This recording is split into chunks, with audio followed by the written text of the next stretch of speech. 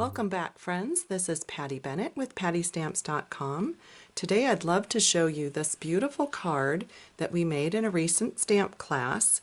And I saw this idea when I had lunch with my friend Cindy. She showed me this sponging technique, and I just thought it was so pretty and it would make a great card for class. So I just wanted to show you before we get into making the card that before I designed the card and finalized my design, I actually just got out some strips of Whisper White paper and I sponged different color combos on them because I wasn't sure what I wanted to do for my class project.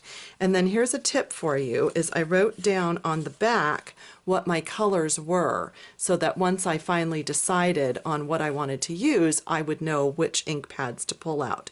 So that's something you might want to do, is play with different color combinations first, and then you'll know how you want to make your card.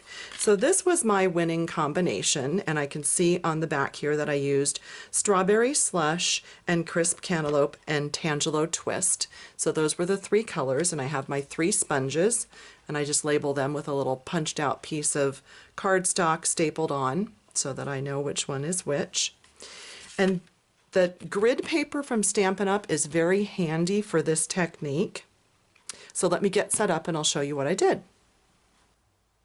Okay, so I have my ink pads open with my sponges ready, and I've placed my Stampin' Up! Whisper White note card here on my grid paper. And I just aligned the fold line, because these are already scored for folding. I aligned the score line with the heavy black mark at the 8-inch mark. It's just for ease of putting these post-it notes on. So then you need a couple of post-it notes, and these post-it notes were exactly the right size to use on this note card. They're 5 inches tall. I counted over an inch, or maybe an inch and a quarter. There's no magic number. You can do whatever you'd like. But it was helping me to line up my post-it note at the top and the bottom onto the same grid mark. And that way I know that my post-it note is going to be straight on my paper.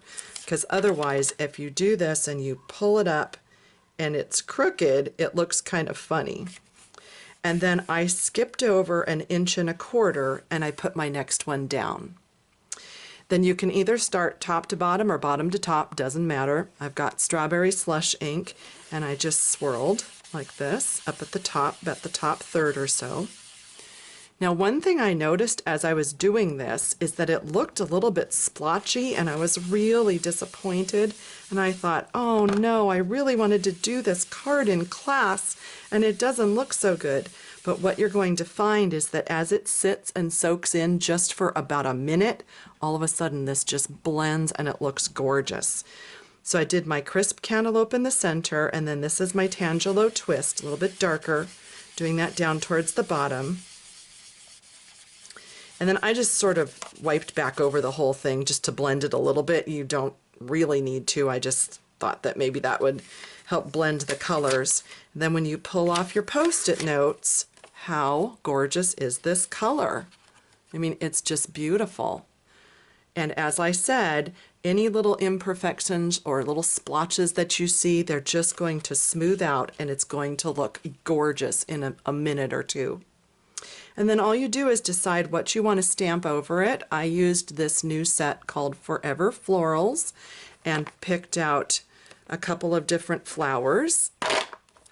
So I either did this one and this one, or I chose to do this one on the card. And you can do whatever you'd like. It doesn't even have to be this set, but I thought this set was really pretty with the outlined flowers. So there you can see the two different options that we did. I hope you enjoy that and try some different color combinations and see what you come up with. I'd love for you to leave me a comment here on my YouTube channel or on my blog and tell me what color combos you came up with.